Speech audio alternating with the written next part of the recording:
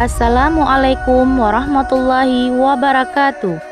Salam guru penggerak.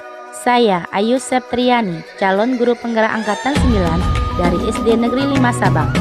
Di video kali ini saya akan memaparkan demonstrasi kontekstual dari pemikiran filosofi Ki Hajar Dewantara, yaitu pendidikan yang berpihak pada murid.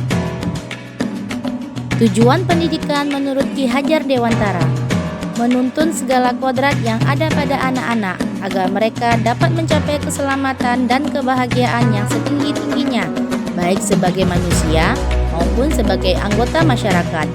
Oleh sebab itu, pendidik itu hanya dapat menuntun tumbuh atau hidupnya kekuatan kodrat yang ada pada anak-anak.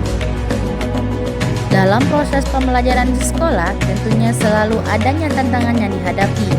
Apakah tantangan itu dan bagaimana cara solusi menanganinya? Simak percakapan antara guru berikut ini.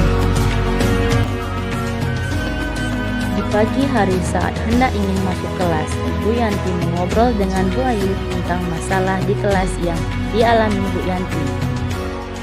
Bu Ayu, kenapa ya anak murid saya di kelas seperti tidak semangat dan pasif saat belajar? Apakah dalam pelajaran di kelas Bu Yanti sudah menerapkan konsep pendidikan menurut Ki Hajar Dewantara? Wah, saya tidak tahu Bu, bagaimana cara menggunakan konsep tersebut? Baik, akan saya jelaskan. Konsep pendidikan menurut Ki Hajar Dewantara. 1. Konsep menuntun. 2. Konsep selamat dan bahagia. 3. Konsep merdeka belajar. 4. Konsep pendidikan adalah taman belajar. Konsep menuntun. Konsep menuntun yaitu memberikan tuntutan terhadap segala kekuatan kodrat yang dimiliki anak dan bertujuan untuk mencapai keselamatan dan kebahagiaan yang setinggi-tingginya. Konsep selamat dan bahagia. Menurut Ki Hajar Dewantara, budi pekerti atau watak atau karakter merupakan perpaduan antara gerak, pikiran, perasaan, dan kehendak atau kemauan sehingga menimbulkan tenaga. Agar dapat menciptakan pendidikan yang mengantarkan keselamatan dan kebahagiaan pada siswa, sebagai pendidik, sebaiknya tidak hanya memberikan informasi atau pengetahuan tentang materi yang diajarkan saja, namun juga dapat dengan memberikan pemahaman kepada murid dan melihat dari sudut pandang murid.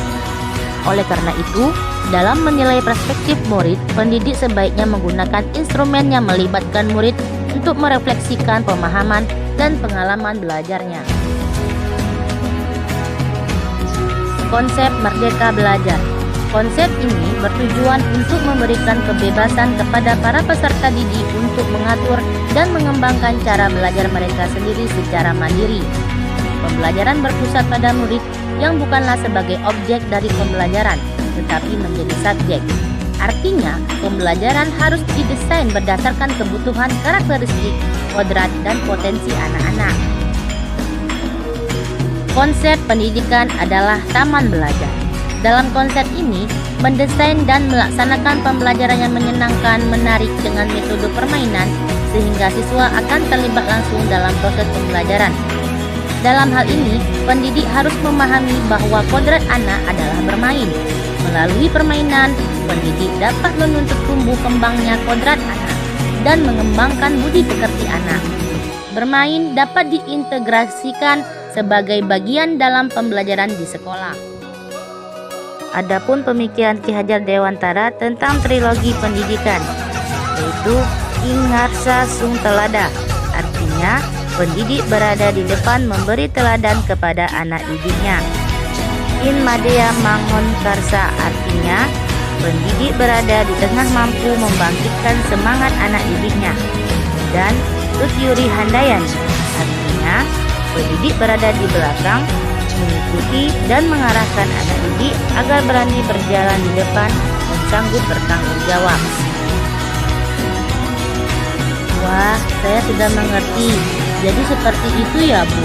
Kalau begitu, saya akan melakukan perubahan pembelajaran menurut konsep Ki Hajar Dewantara di kelas saya.